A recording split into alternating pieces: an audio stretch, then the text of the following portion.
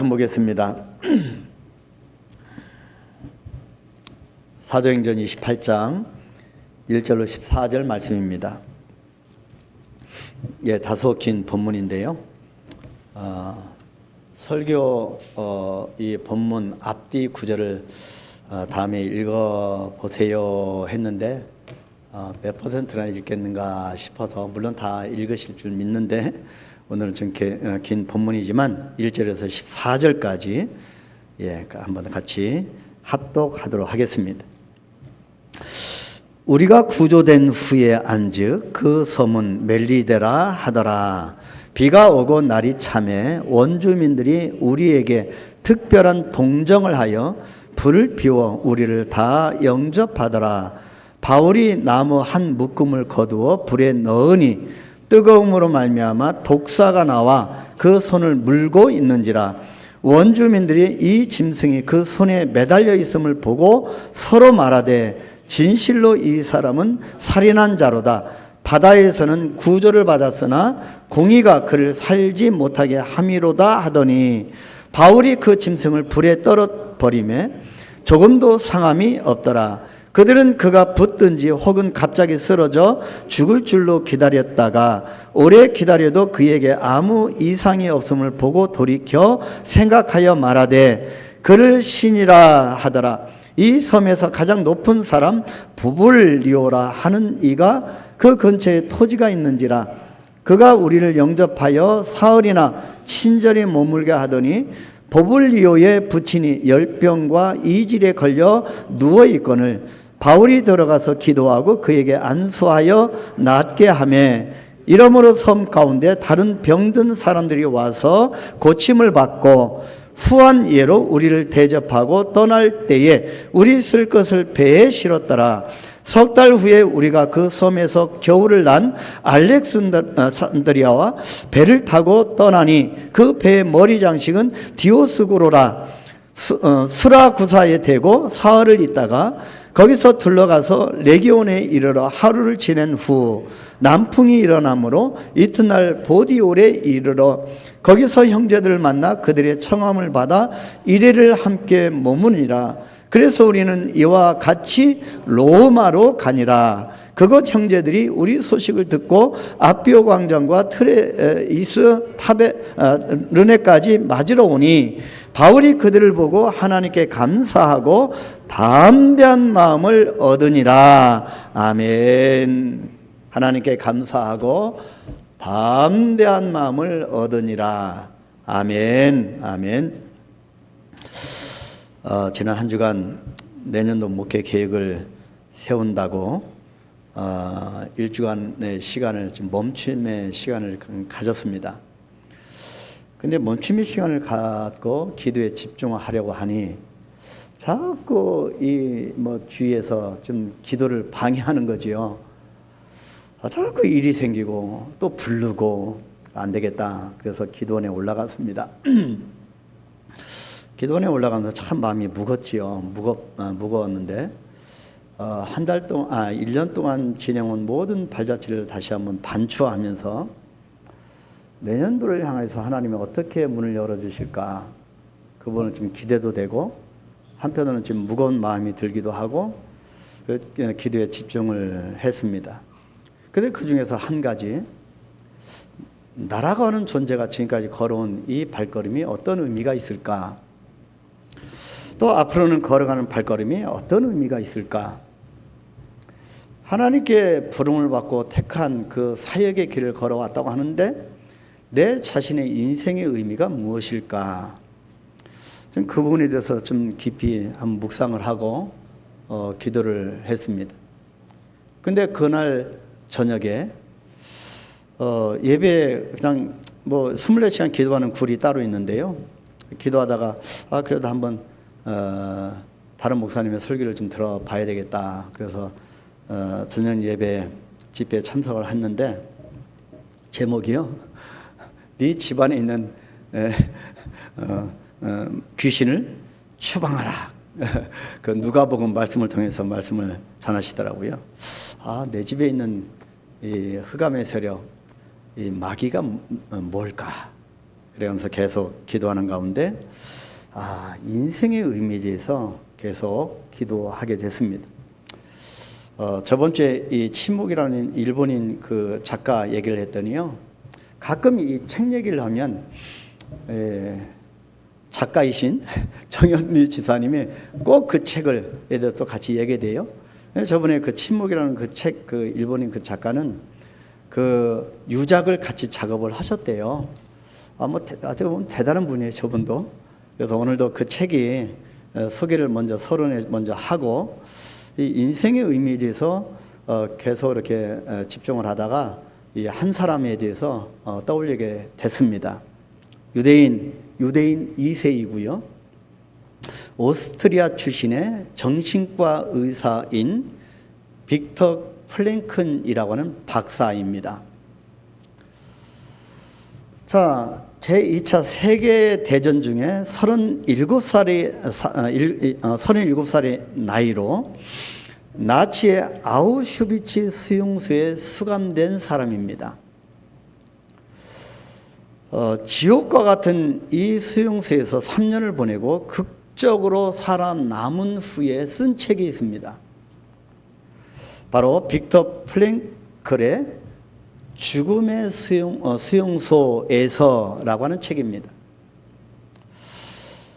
여러분, 이 죽음의 수용소, 여러분 어떻게 상상이 되겠습니까? 그 고통, 그죠? 3년 동안 정말 주위 사람이 다 죽어가는데 3년 후에 극적으로 살아남은 후에 쓴 책이니 얼마나 생동감 있고 그 구구절절하겠습니까? 이 책에서 그는 절망적인 상황에도 불구하고 어떤 태도로 삶을 대하느냐에 따라서 그 지옥의 공포와 굶주림 가운데서도 의미 있는 삶, 가치 있는 삶이 가능함을 이야기합니다. 그래서 오늘 저는 이 말씀을 인생의 의미에 대해서 한번 풀어가 보려고 합니다. 빅터 플랭크는 이 책을 통해서 나치가 얼마나 유대인들을 학살하고 잔인했는지를 고발하기보다는, 거기에 초점을 맞추기보다는 자신의 경험을 통해서 말로 표현할 수 없는 처참한 환경 속에서도 사람이 얼마나 강인해질 수 있는지, 그리고 그러한 환경 속에서도 서로 배려하고 인내하며 의미 있고 품격 있는 그런 삶이 얼마든지 가능하다고 이야기를 하고 있습니다. 서로 배려하고 그런 환경 속에서도 인내하고 의미가 있고 품격 있는 그런 삶, 그런 삶이 그런 죽음의 공포 앞에서도 얼마든지 가능함을, 거기에 초점을 맞춰서 인생의 의미에 대해서 그렇게 기록한 책입니다. 오늘날 우리 그리스도인들이 이 삶의 의미를, 주님 앞에 선 삶의 의미를 깊이 묵상해 보아야 할 내용이라고 생각합니다. 우리 한강교회가 9년이 넘었습니다. 9년 동안 지내온 이 삶이 어떤 의미가 있을까? 이 사역이 하나님 앞에 어떤 의미가 있을까? 참 무거운 마음이었는데, 바로 이 책을 통하여서, 또 오늘 본문 말씀을 통하여서 하나님께 감사하고 담대한 마음을 얻은 바울을 보게 되었습니다. 자, 그리고 이 책에서 계속 삶의 목적은,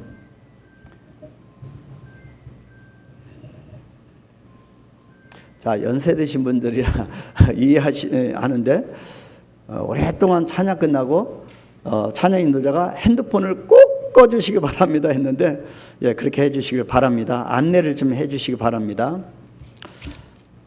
말씀에 집중하기를 원합니다. 말씀에 집중했으면 좋겠습니다. 하나님께서 설교자를 저를 세워서 정말 진액을 짜게 하시고 단어 하나를 갖고 씨름합니다.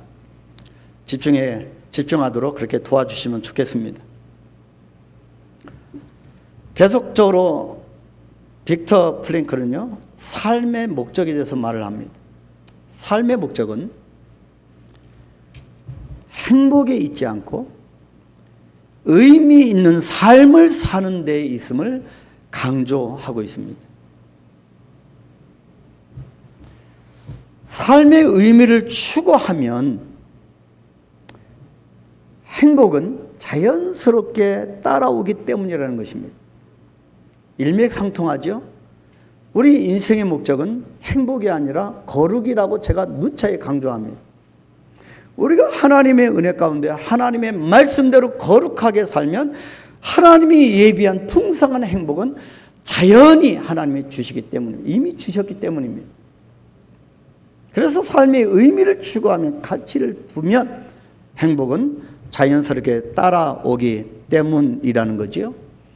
삶의 목적을 자기의 행복에만 둔 사람들은요, 삶을 살아가면서 내 행복, 나와 관련된 행복, 그것만 추구하면, 그 행복에만 둔 사람들은 그 수용소에서 정말 빨리 죽음을 맞이했고, 삶의 의미를 찾는 사람들은 결국 마지막까지 생존하는 이 아이러니를 수용소에서 경험했다고 책에서 기록하고 있습니다. 무슨 의미가 있습니까? 신앙생활도 적용할 부분이라고 생각합니다. 신앙생활의 의미, 가치를 부여하는 자가 오랫동안 주님 곁에 있을 수 있다는 것입니다. 그러나 나의 이득과 나의 이권과 내 행복만을 위해서 신앙생활한다면 그 신앙생활의 길이가 짧을 수밖에 없다는 그런 적용을 할 수가 있습니다. 그래서 오늘은 수용소, 어쩌면 수용소와 같은 그런 두려움이 오고 그런 생소한 지역이었던 이 멜리데라고 하는 섬에서 바울이 깨닫는 인생의 의미에 대해서 살펴보려고 합니다. 그래서 바울이 계속 로마로 향하는 이 과정 속에서 멜리데라고 하는 섬에 갇혀진 것, 거기서 벌어진 일, 거기서 깨닫게 되는 이 바울 자신의 인생에 대한 의미, 그 부분에서 우리가 내 삶의 인생에 대한 부분을 적용하면서 내가 어떤 사람이냐, 내가 어떤 모습이냐, 내가 예수를 몇 년 믿었는데 그것이 중요한 것이 아니라 내가 어떤 모습 속에서 하나님 앞에 서 있는가, 우리 한강교회도 마찬가지라고 생각합니다. 그래서 이 멜리데 섬에서 바울이 깨닫는 인생의 의미에 대해서 한번 살펴보려고 합니다. 그래서 이 시간 설교를 통해서 내 자신의 인생의 의미를 찾는 시간이 되기를 축복합니다. 멜리데 섬에서 깨닫는 인생의 의미는 먼저 첫 번째 과정은요, 인식의 변화입니다. 바울을 보니까 인식의 변화입니다. 이것이 바울의 눈에서 비늘이 벗겨지는 과정입니다. 아직도 우리 눈에 비늘이 있어서 영적인 하나님의 흐름을 우리가 깨우치지 못하는 경우도 없잖아 있습니다. 인식의 변화입니다. 바울의 인식의 변화, 멜리데 섬에서 바울이 인식의 변화가 옵니다.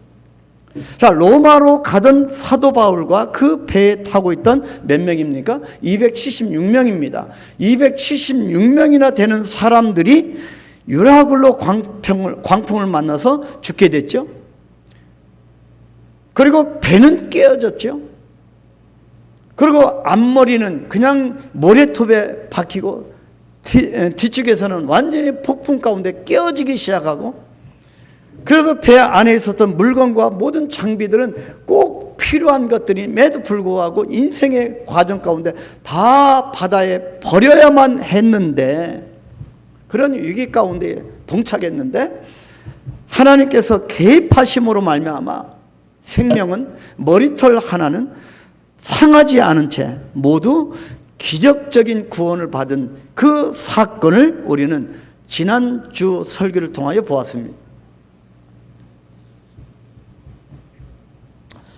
여러분, 카톡 소리도 좀 진동으로 하시는 게 해주셨으면 좋겠습니다. 그 정도 우리가 좀 예배 시간인데 앞으로 좀 지켜주셨으면 좋겠습니다.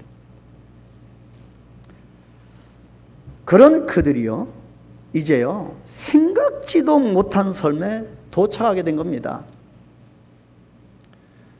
여러분, 내가 생각지도 못한 사건이 일어나고요, 내가 생각지도 못한 곳에 내가 서 있는 어느 날 문득 깨달을 때가 있지 않습니까? 그 섬이 당시 이름은 멜리데, 현재는 몰타라고 불리는 섬입니다. 지금은 이탈리아에서 무역이 아주 활발한 섬이지만 당시는요, 누구 사람이 찾지 않는 그냥 원주민들, 토인들만 살던 거의 무인도 같은 그런 장소였습니다. 지금은 강화도가 사람들이 많이 주말마다 엄청나게 많은 분들이 왔다 갔다 하는데, 옛날에는 귀양살이 하는 곳 아니었습니까? 그지요? 바로 이 멜리데 섬이 그러한 곳이었습니다. 자, 오늘 본문 이야기는 이렇게 전개됩니다. 오늘 본문 1절 2절, 우리가 구조된 후에 앉아 그 섬은 멜리데라 하더라. 비가 오고 날이 참에 원주민들이 우리에게 특별한 동정을 하여 불을 피워 우리를 다 영접하다. 여러분, 사도행전 28장 딱 넘어오면서 이 말씀이 여러분 이해가 되십니까? 전혀 생소한, 전혀 안면이 없는 그 멜리데 섬에 가게 됐는데, 거기 있는 원주민들이 얼마나 경계하겠습니까? 식인종도 있을 것이고요. 근데요, 특별한 동정을 하였다, 불을 피워줬다, 우리를 다 영접하였다. 이것이 이해가 안 되는 말씀입니다. 이것이 하나님의 일하심입니다. 전혀 예상하지 못했던 태풍 유라굴로는 뜻밖의 장소였던, 전혀 예측 못했던 이 멜리데라고 하는 섬으로 사도 바울과 276명의 사람들을 이동시켜 버린 겁니다. 완전히 순간 이동시켰습니다. 여기서 분명한 것은 그들이 그곳에 가고 싶어서, 능동적으로 가고 싶어서 간 것이 아니라고 하는 것입니다. 계획하고 목적을 두고 멜리데 섬에 그 사람들이 간 것이 아니라는 거지요. 이것이 성경을 읽는 눈입니다. 사실 우리 인생을 돌이켜보면 내가 계획하고 내가 원했던 것들이 이루어진 것보다는 그렇지 않았던 것들이 더 많았을 겁니다. 뭐 70이 넘으시고 80이 넘으시고 90 가까이 되신 우리 성도님께 물어봐도, 여쭤봐도 그런 대답이 있을 겁니다. 우리는 가끔 유라굴로를 만나거나 또 외딴 섬에 갇혔다고 생각될 때, 오도 가도 못하고 내가 한계에 부딪히고 내 생각대로 되지 않았다고 생각될 때 자신에게 여러 가지 질문을 던지게 됩니다. 이것이 맞나? 이것이 옳은가? 그러나 인생은 질문을 던져도 금방 답을 찾을 수 없는 것들이 너무너무 많지 않습니까? 그래서 내년도 1월 달부터 답을 찾는 설교를 할 겁니다. 답쓰리지. 뭐가 정답이냐? 답을 찾는 설교를 우리가 할 겁니다. 사도행전이 이제 끝납니다. 올해가 주보에 보면 50호죠. 저는 이거 보면 50번 다다랐구나. 하나님 감사합니다. 51번, 52번이면 1년이 끝납니다. 여러분 감흥이 없겠지만 저는 얼마나 감흥이 있는지 모릅니다. 1번부터 50번까지 하나님이 이렇게 부족하지 나를 쓰셨구나. 이제 2번이면 사도행전 끝나고요.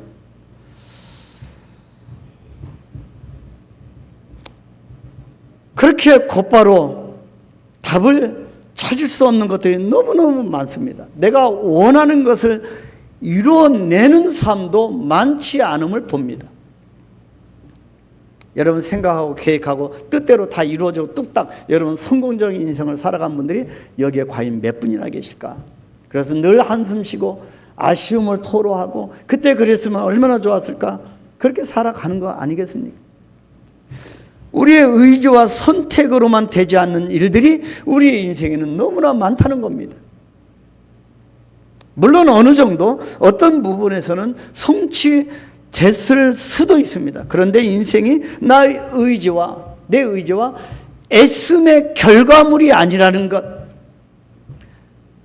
내 내면의 보침으로만 되는 것이 아닌, 여러분 내면에 여러분 막 보채고 급하게 서두르고 그런 것으로 되는 것이 아닌, 이것이 되지 않는 것, 멜리데섬에 갇히는 것, 유라굴로 광풍을 만나는 것, 이것이 인생의 신비라고 하는 것을 알게 되는 것, 이것을 일컬어서 좀 어려운 말이지만 영적인 코페르니쿠스적인 경험이라고 합니다.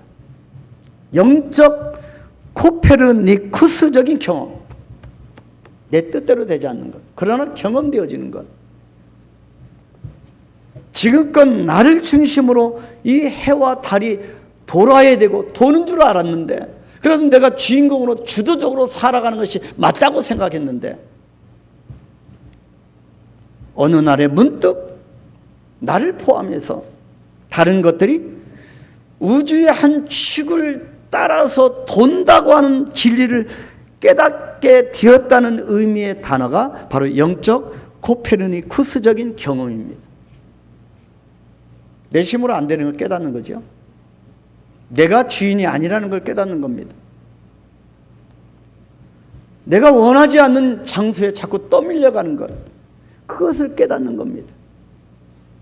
이것을 바울은 사도행전에서 눈에서 비늘이 벗겨지는 경험이라고 고백을 했고, 빌립보서의 언어로 표현하면 인식의 변화라고 표현했습니다.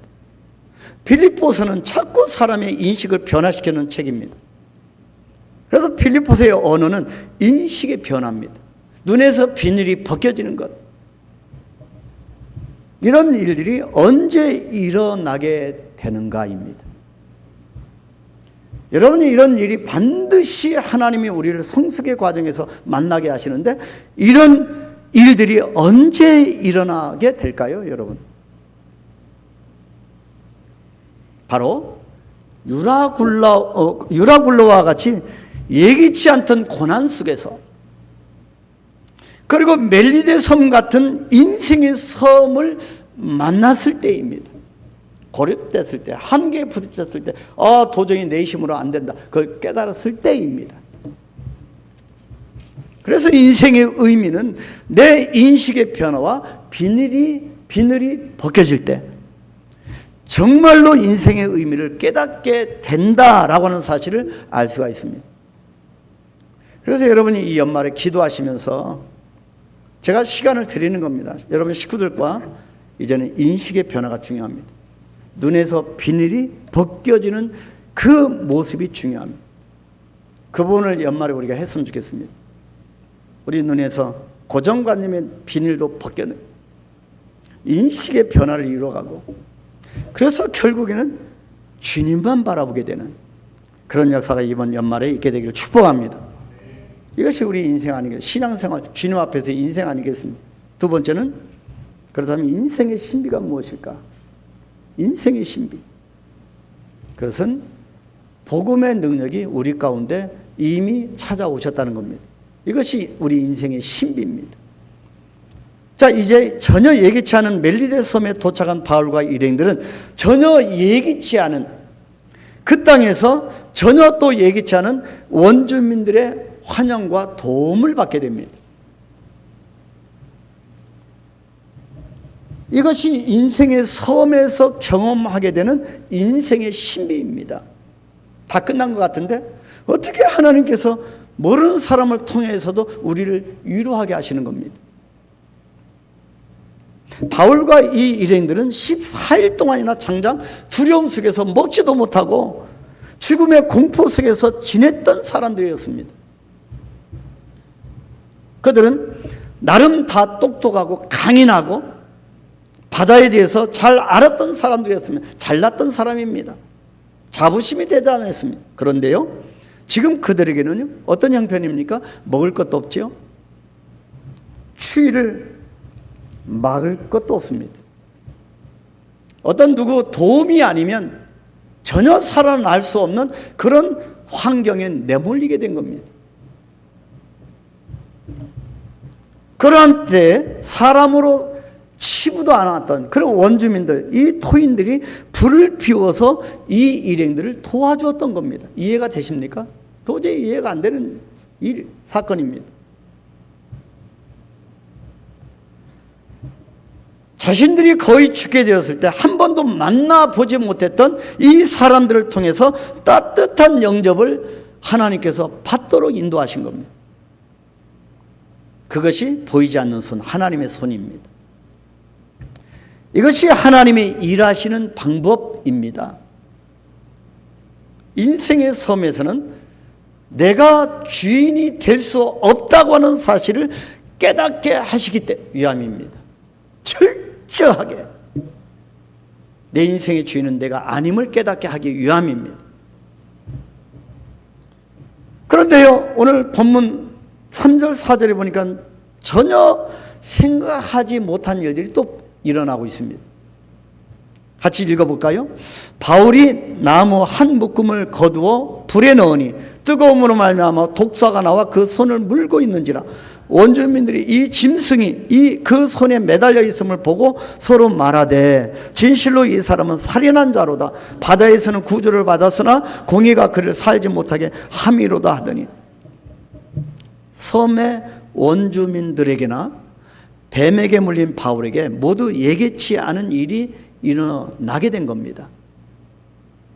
그런데요, 이런 사건은 결국에 원주민들에게나 바울에게, 그 일행들에게 모두 자신의 문화와 환경과 그리고 믿음의 한계에 눈을 뜨게 하는 계기가 된 겁니다.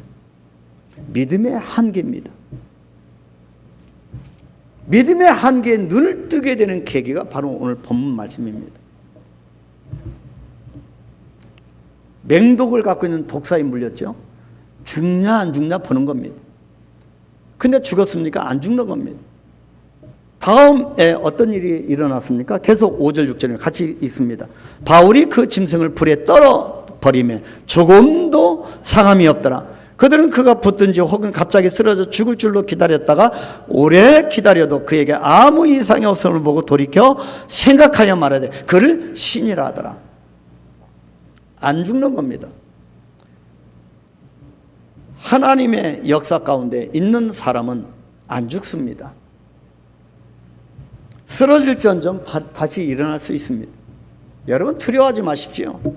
이거 한 가지는 저에게 있습니다. 주님을 향하여 나갈, 목숨을 걸고 주님의 이름으로 나갈 사람이, 정말 이 시대에 남겨놓은 사람이 여러분 한두 명만 있어도 주님의 나라는 확산됩니다. 이 믿음의 한계에 눈을 뜨는 저와 여러분이 되길 축복합니다. 사람들은 뱀에게 물린 바울이 죽을 것이라고 여겼습니다. 꼼짝없이 죽어야 마땅합니다. 그런데요, 아무 일도 일어나지 않았음을 보고 그가 살인자가 아니라 신이라고 생각한 겁니다. 놀라운 일이죠. 여러분, 복음이란 무엇입니까? 여러분, 복음이 무엇입니까? 여러분, 복음에 붙들린 삶을 살아간다고 말씀하시는데, 간증하시는데 복음이 무엇일까요?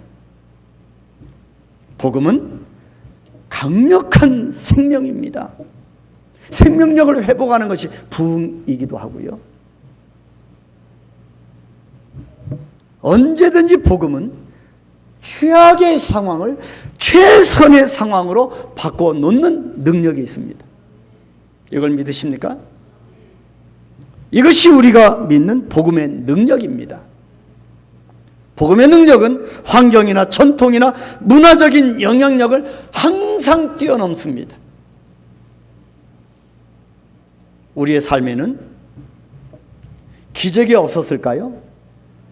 여러분, 지금까지 나오시면서 기적이 없으셨을까요? 한강교회 오기 전에도 없었고 한강교회 온 이후에도 없었을까요? 아닙니다. 있었습니다. 우리가 워낙 보편적인 상식의 세상에 살고 있기 때문에 이 믿음을 너무 보편적으로 그렇게 뭉뚱겨 버리기 때문에 그렇지, 우리의 역시도 기적과 표적의 증인들입니다. 여러분이 기적입니다. 하나님이 기적의 역사 가운데 여러분을 여기까지 인도하셨기 때문입니다. 그런데 우리는 주님의 기적을 너무나도 빨리 잊어버리고 보편화시키는 아주 특별한 은사를 가지고 있습니다. 끊임없이 하나님이 우리를 향해 말씀하시고 그 말씀 가운데 끊임없이 기적을 보여서 우리를 독사에 물려도 살려주시고 여기까지 인도하셨는데 너무나 그것을 보편화시키고 너무나 망각하는 겁니다. 이것이 우리의 잘못이지요. 자, 여러분, 멜리데 섬 사람들이 얼마나 놀랐겠습니까?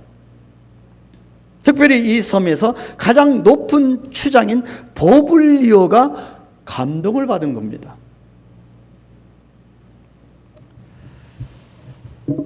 대빵이 바뀌면요, 대장이 바뀌면 훨씬 쉽습니다. 우리가 선교할 때도 이 원주민, 그 원주민의 대빵, 이 대장을 복음으로 변화시키면 그 마을은 쉽습니다.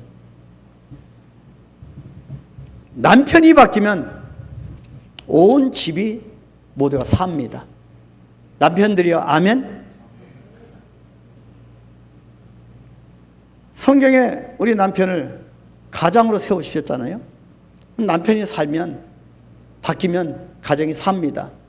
아멘? 농담이 아닙니다. 자, 본문 7절 9절.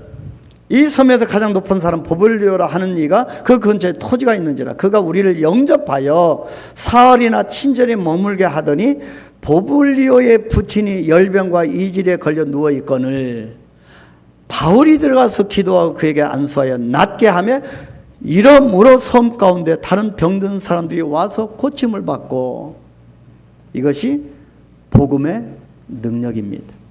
이것이 인생의 신비입니다. 멜리데 섬에 갇혔는데요. 이제 한계인데 꼼짝없이 어떻게 할 줄은 몰랐는데 하나님이 역사하시는 겁니다. 고침의 역사, 여호와 라파 하나님이 나타나신 거죠.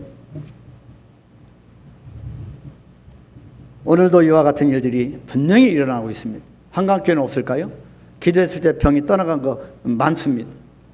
앞으로도요, 우리가 선포할 겁니다. 흑암의 세력 우리가 대적할 겁니다. 주님의 이름으로 기도할 겁니다. 선포할 겁니다.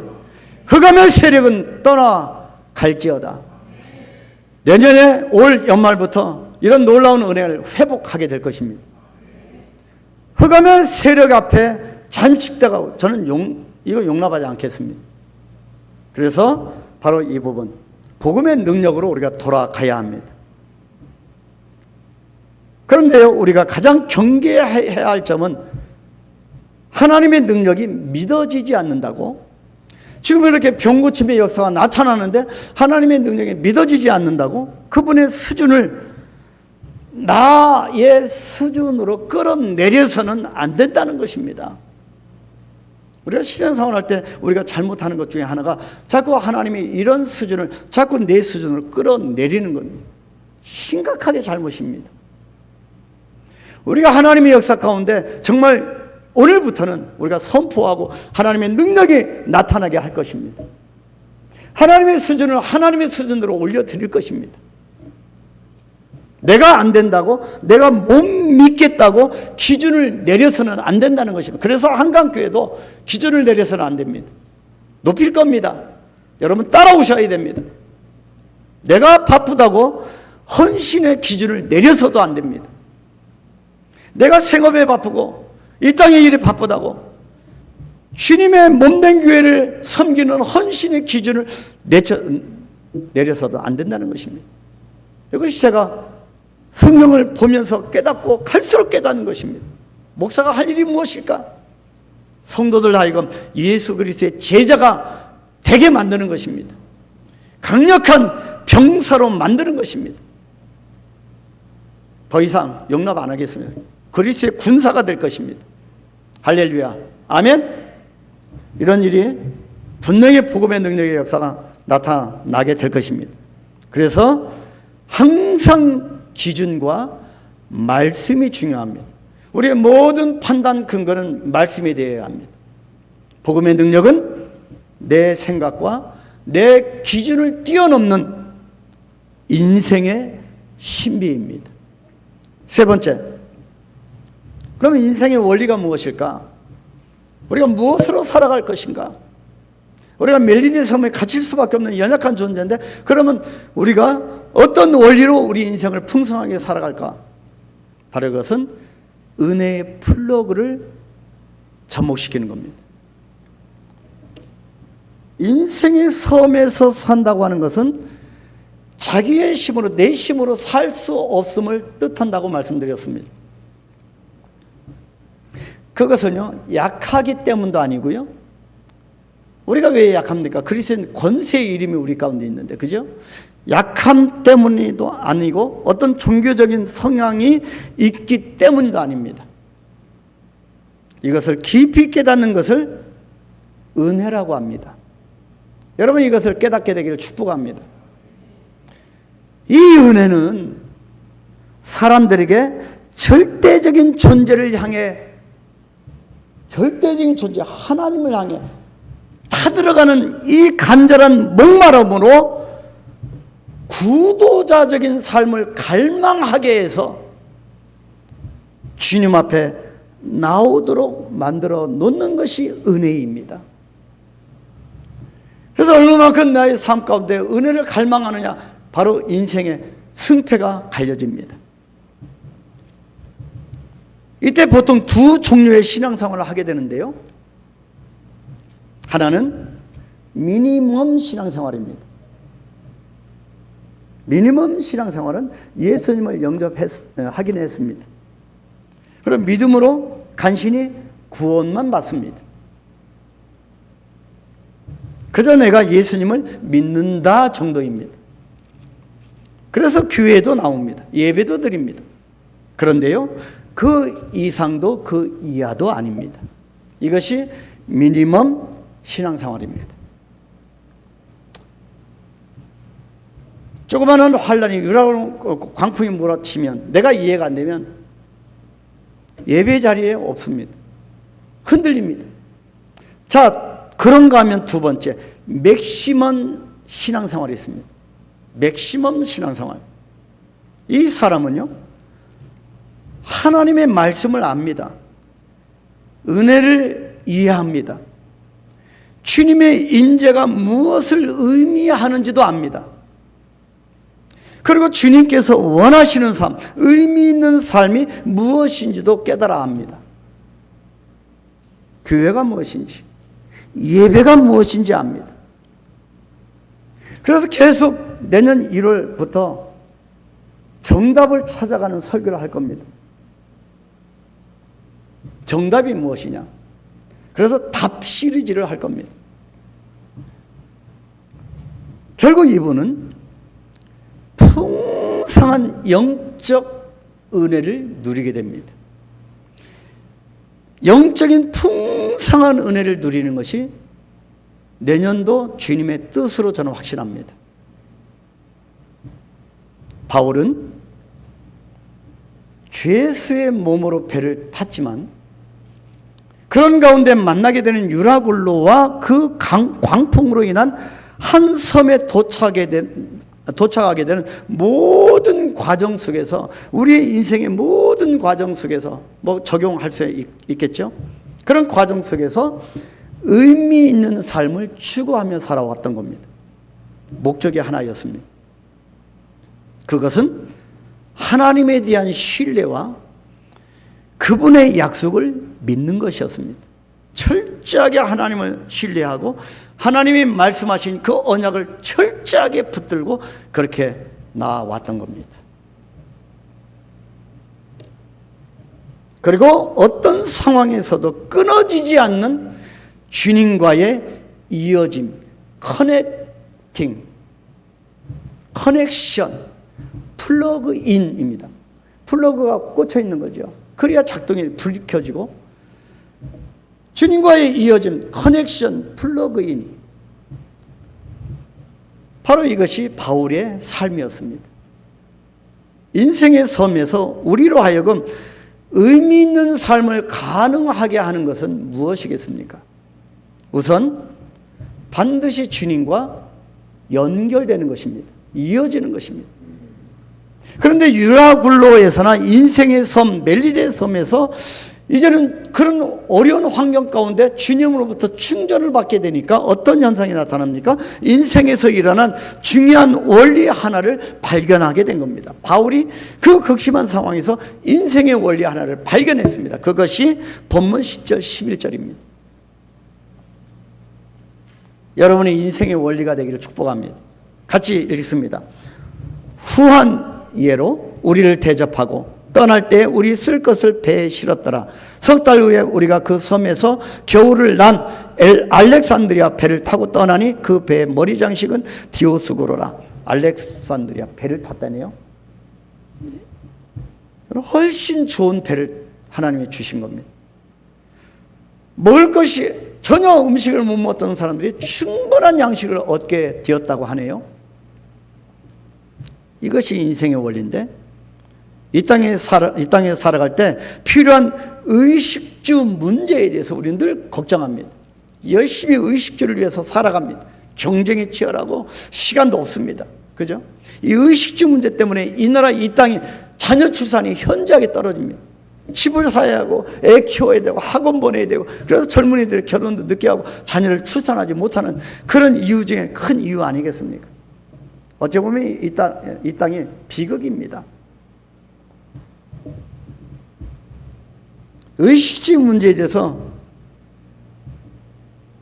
이 어려운 섬에서 갇혔을 때 의식주 문제에 대해서 하나님의 공급하심을 경험하게 되었다는 원리입니다.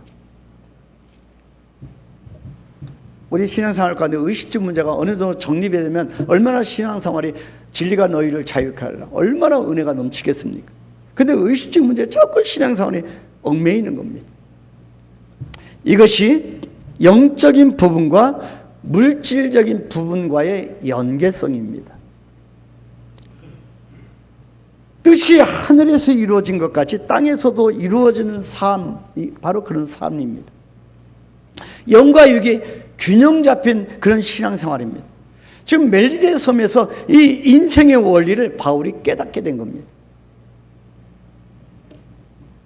이 땅과 하늘의 삶을 청직의 삶이라고 합니다. 그래서 이 땅과 하늘의 삶을 살아가는 저와 여러분 청직입니다. 내 것이 어디 있습니까? 청직은 맡은 것뿐이지요. 그래서 청직의 삶은 기본적으로 물질과 건강과 이 은사 이 세 가지 영역과 전혀 뗄래야 뗄 수가 없습니다. 무엇보다도 하나님과의 관계는 그의 자녀들로 하나님의 자녀들로 하여금 물질에 대한 기준과 생각을 바꿔놓습니다. 하나님이 늘 첫 번째 은혜를 주실 때 첫 번째 하시는 일이 물질관을 바꿔놓는 일입니다. 근데도 얼마나 끈질긴 우리는 예수를 10년, 20년, 30년 이상 믿어도 아직도 헌금에 대한 정립이 안 된 경우가 많습니다. 자, 물질에 대한 기준과 생각을 바꿔놓는데, 자, 우리는 그 예로 성경적인 인물 삭개오를 예로 들 수 있습니다. 삭개오가 어떤 사람이 여러분 잘 아십니다. 삭개오에게 은혜가 임한 다음에 물질에 관한 생각이나 씀씀이가 달라진 겁니다.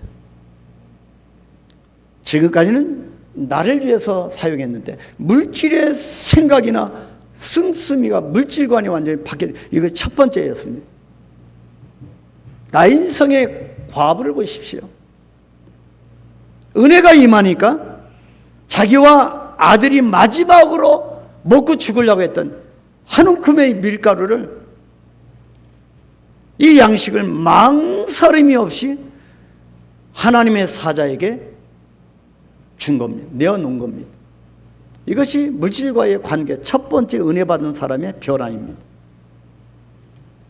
제자들을 보십시오. 은혜를 받으니까 자신들의 배와 평생 이 배로 그물로 먹고 살아가는 사람들이 이 배와 그물을 육지에 버려두고 주님을 즉시 따를 수 있었던 겁니다.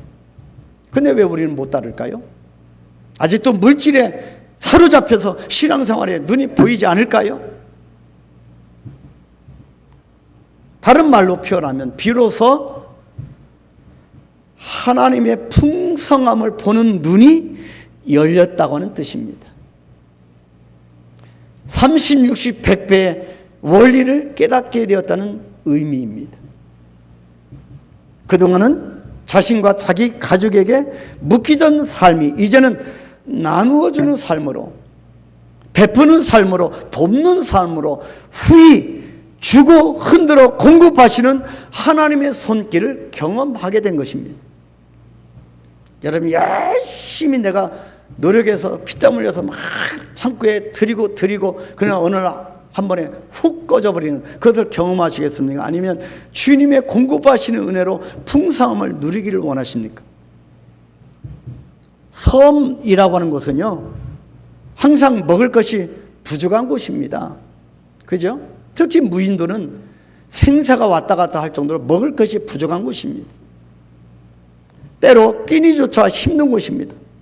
언제 어떻게 공급이 끊어질지 모르는 곳입니다. 광야 아니겠습니까? 그래서 누구보다도 열심히 경쟁적으로 살아가려고 합니다. 노력합니다. 그런데요, 그런 섬에서 주님의 공급하심을 경험하게 되었다는 것입니다. 이러한 주님의 공급에 대한 확신과 경험이 없이는 의미 있는 삶이란 쉽지 않습니다. 어떻게 주님의 공급과 공급하시는 하나님에 대한 확신과 경험이 없이 우리가 인생에 의미를 두고 가치를 두고 어떻게 편안하게 풍성하게 살아갈 수 있겠습니까? 신앙생활에 기쁨이 없습니다. 날마다 무엇을 먹을까, 무엇을 입을까에만 관심을 두게 되는 것입니다. 출애굽한 이스라엘 백성들에게 하나님은요, 성막을 지으라고 명령하십니다. 그러면서 뭐라고 말씀하시냐면요, 참 놀라운 말씀입니다. 출애굽기 25장 2절 말씀 같이 읽습니다.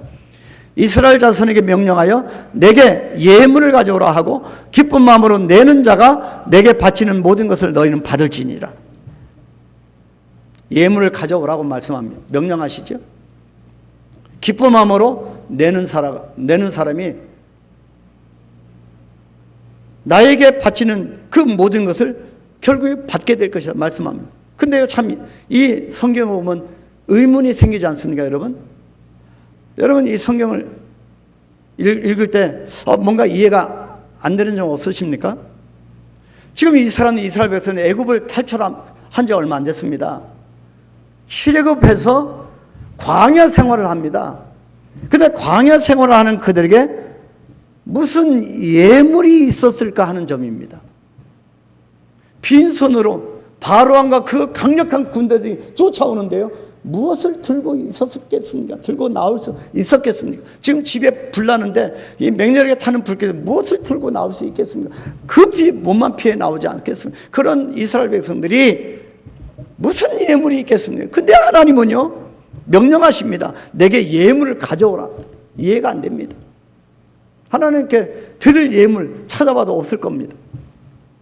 근데요, 광야 생활하는 그들에게 무슨 예물이 있었을까 하는 점이 참 의문스러운데, 그런데요, 그들에게는 예물이 있었다는 겁니다. 어디서 났을까요? 어디서 났을까요? 출애굽에서 빈손으로 쫓기다시피 그렇게 나온 이 광야에서 있었던 그들이 무슨 예물이 있었을까요? 내가 수입도 없는데 하나님께 드릴 예물이 나에게 어디가 있습니까? 내가 주님 앞에 드릴 헌금도 없습니다. 과연 그럴까요? 그런데 끊임없이 성경을 통해 하나님을 그렇게 왜 명령하실까요? 놀랍게도 그들이 가진 예물은요, 그들의 노력이나 그들의 애씀의 결과물이 아니라 출애굽할 때 하나님께서 애굽 사람들의 마음을 움직여서 그들에게 애굽 사람들의 것을 값없이 받게 하셨다는 겁니다. 그들의 손에는 애굽 사람들의 그 것을 그들에게 받은 놀라운 예물들이 있었습니다. 이것이 신비 아니겠습니까? 이것이 인생의 원리입니다. 공급하시는 하나님. 출애굽기 12장 36절에 보면 명확합니다. 여호와께서 애굽 사람들에게 이스라엘 백성들에게 은혜를 입히게 하사 그들이 구하는 대로 주게 하심으로 그들이 애굽 사람의 물품을 취하였더라.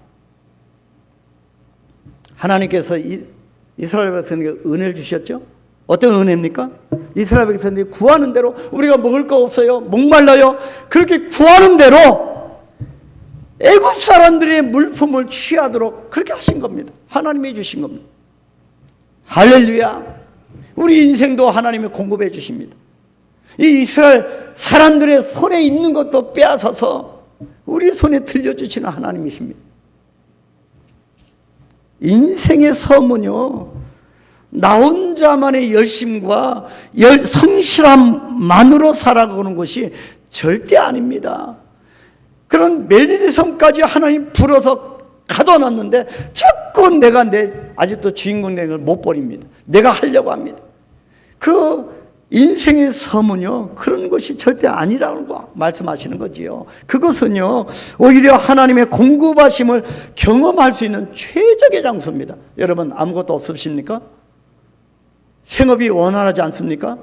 아, 하나님이 역사하는 장소구나, 하나님이 공급하시려고 하시는구나, 더욱 엎드려 기도하는 장소가 되기를 축복합니다. 하나님이 공급하십니다.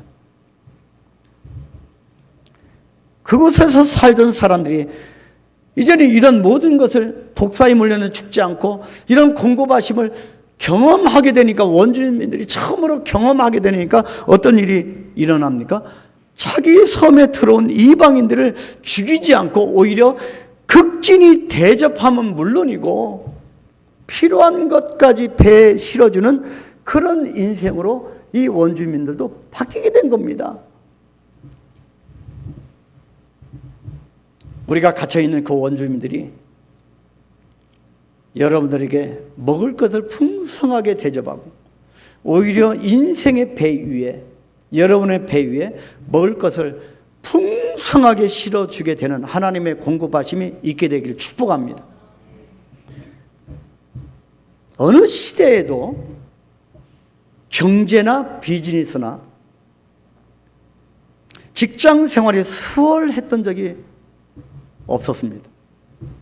저도 경제라고 하는 것을 전공을 조금만 이렇게 해봤는데요, 여러분, 스미스, 경제학의 아버지라고 하는 스미스가요, 인비지블 핸드라고 보이지 않는 손이라고 그 법칙을 주장했습니다. 보이지 않는 손이 모든 시장 경제를 이끌어간다는 거죠. 자본주의 시장에서는 그렇습니다. 그런데 하나님의 손이 보이지 않는 손입니다. 그죠? 보이지 않는 하나님의 손이 우리의 모든 삶을 주장하고 이끌어 가시는 겁니다. 그래서 경제나 비즈니스나 직장 생활이, 생업의 현장이 수월했던 적이 없었습니다. 쉬운 적이 없었습니다. 지금은요, 은혜로 돌아보니까 그런 것이, 옛날을 보시면 얼마나 힘들게 살아오셨습니까? 그죠? 나무 껍질을 벗겨서 드시기도 하고 막 연명 정도. 근데 지금은 은혜로 잘 살아갈 테니까 은혜로 돌아보니까 그렇지, 사실 정말 만만치 않은 그런 세월이었습니다. 모든 것이 그렇지만 경제적인 활동에서 은혜를 경험하고요, 경제가 일어나는 곳에 은혜가 넘쳐야 잘 된다고 하는 사실을 깨닫게 되기를 축복합니다. 왜냐하면 은혜는 어떠한 상황에서도 맥시멈의 신앙생활, 인생을 살아가게 하기 때문입니다. 은혜는 축복의 생각과 축복의 언어를 가능하게 만들고요, 그래서 은혜 받은 사람들은 언어 생활도 바뀌어집니다. 그래서 축복의 생각과 축복의 언어를 가능하게 만들고, 은혜는 시시때때로 다가오는 불경기. 지금 뭐 경제가 너무 코로나 때보다 더 어렵다고 늘 말씀하십니다. 어렵지요? 그런데 시시때때로 다가오는 이 불경기와 슬럼프를 품을 수 있는 하나님의 마음이 바로 은혜입니다. 그래서 그리스도인들은 물질에 주님의 은혜의 플러그를 연결시키는 사람이 되어야 합니다. 혹자가 그럽니다. 하나님을 믿으면 돈이 나옵니까? 쌀이 나옵니까? 그러잖아요. 전도할 때도. 분명하게 고백하는데 주님을 믿는 그곳에 돈이 있고 쌀이 있습니다.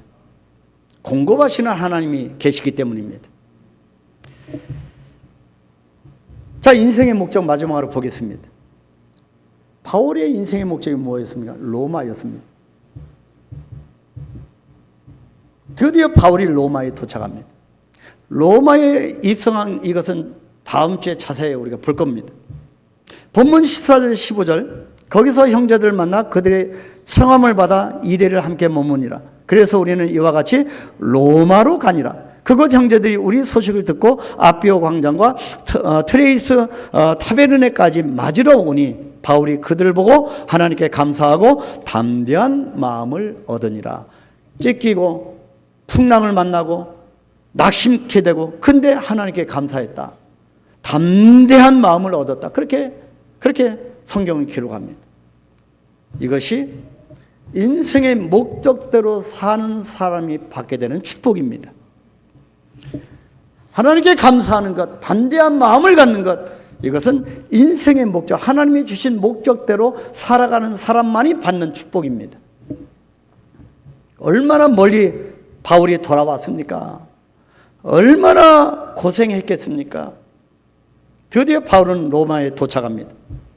비록 여기까지 죄인의 신분으로 왔지만 어찌됐든지 로마에 도착했습니다. 이것이 바울의 꿈이었고 비전이었고 바울의 인생의 목적이었습니다. 여러분, 어디에 가는 것이 여러분의 인생의 목적이십니까? 그걸 한번 정립하셔야 됩니다. 바울은 로마였습니다. 항구에 와서 보니 오늘 본문에 보니까 몇 명밖에 없습니다. 마중을 나온 사람이 몇만밖에 없습니다. 그 몇 명밖에 마중을 나온 사람밖에 없었지만 그것은 바울에게 있어서 전혀 문제가 되지 않았습니다. 왜냐하면 인생의 목적이 분명했고 바울은 이미 인생의 목적을 이루었기 때문입니다. 그래서 전혀 어떤 업적도 상관없고 전혀 어떤 것이 상관없는 겁니다. 그냥 인생의 목적, 하나님이 주신 자신의 인생의 목적을 이뤘기 때문에 감사하고 담대한 마음이고 해피한 겁니다. 그래서 로마로 가는 바울이 하나님께 감사하고 담대한 마음을 얻었는데 과연 바울에게뿐만 아니라 저와 여러분에게 이런 마음이 있느냐입니다.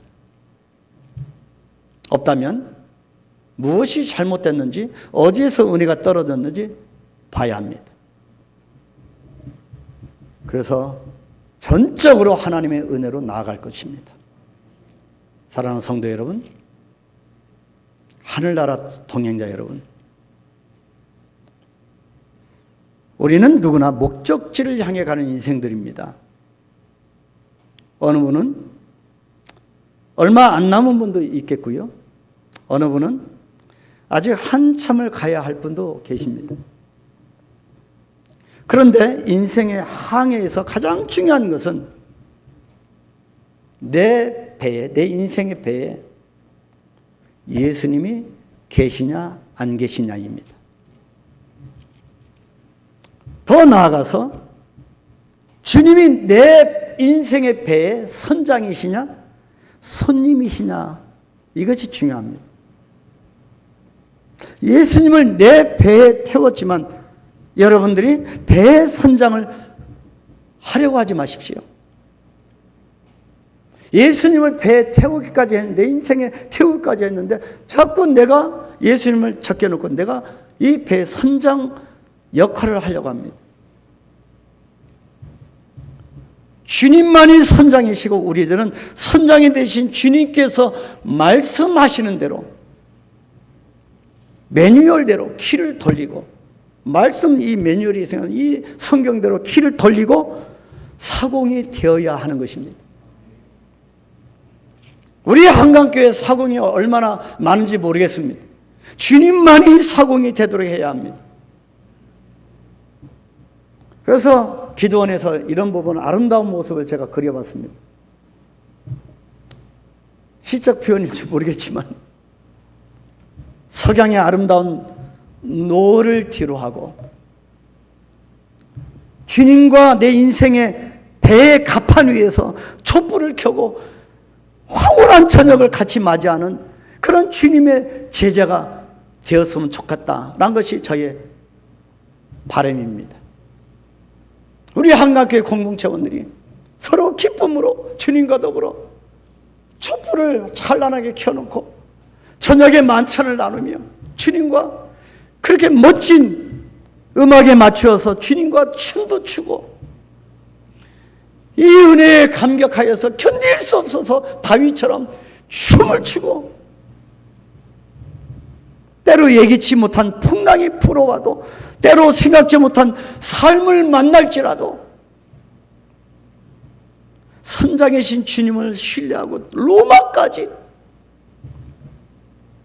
함께 가는 것을 꿈꾸고 싶습니다.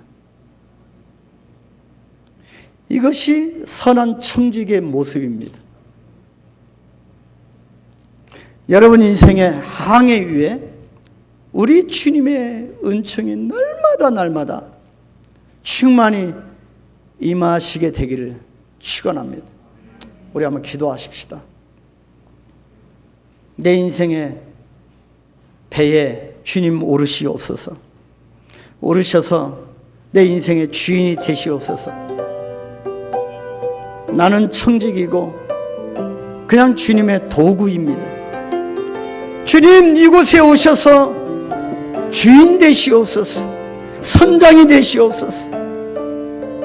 이 험한 이 세파와 풍랑과 이 고립된 외딴 섬에 나를 몰아넣으시는 것은 주님의 은혜를 주시기 위함이고 주님의 은혜를 공급하시기 위함임을 깨닫고, 주님, 우리가 주님께 나아갑니다. 주님을 바라봅니다.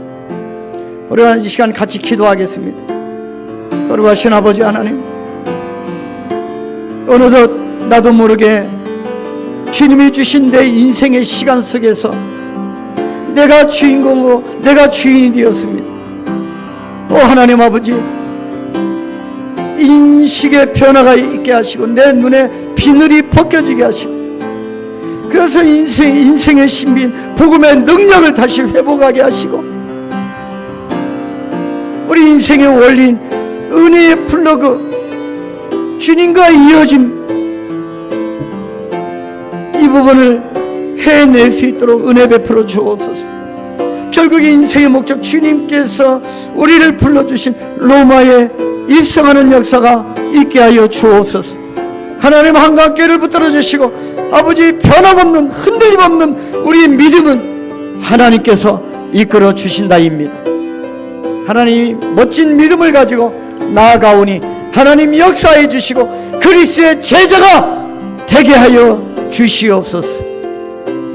우리 한강교회를 축복하시고 사람으로 되어지지 않고 하나님의 은혜로 되어지는 것을 깨닫게 하여 주시옵소서. 예수님의 이름으로 기도하옵나이다. 아멘. 우리 다 같이 일어나셔서 큰 소리로 찬양합니다. 413장 찬양하시겠습니다.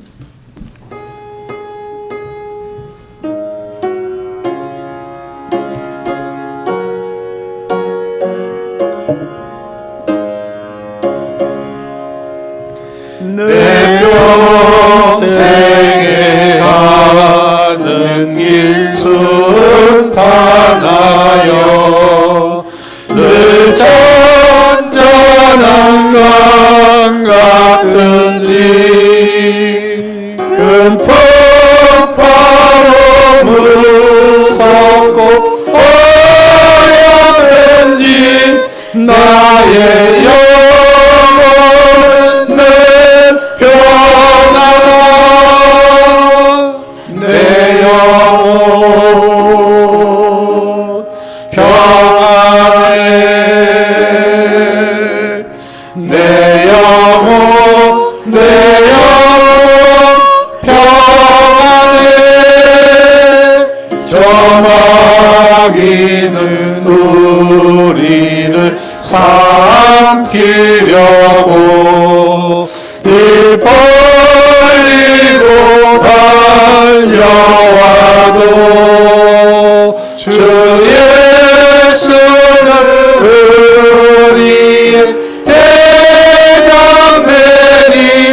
끝내 싸워서 이기리라. 내 영혼 평안해. 내 영혼 평안해. 내 지은 죄 주 봄빛 같더라도 주 예수께 나아가면 그 십자가 비로소 다시 쓰사 있는 보좌도 정하리라. 내 영혼 평안해. 내 영혼 평안해.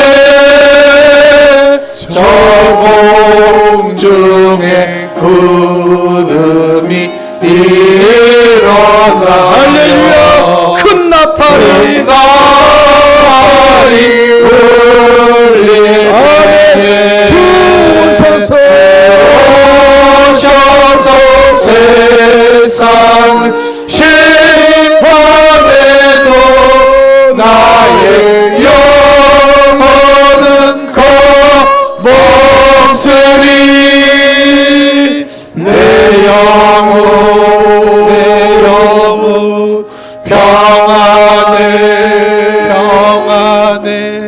내 영혼 평안해.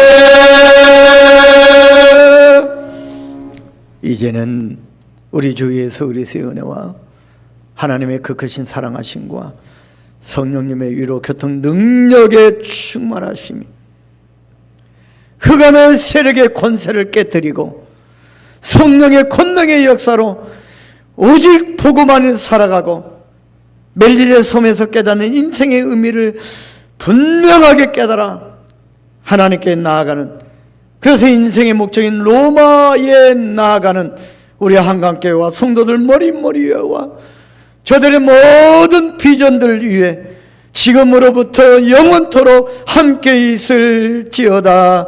아멘.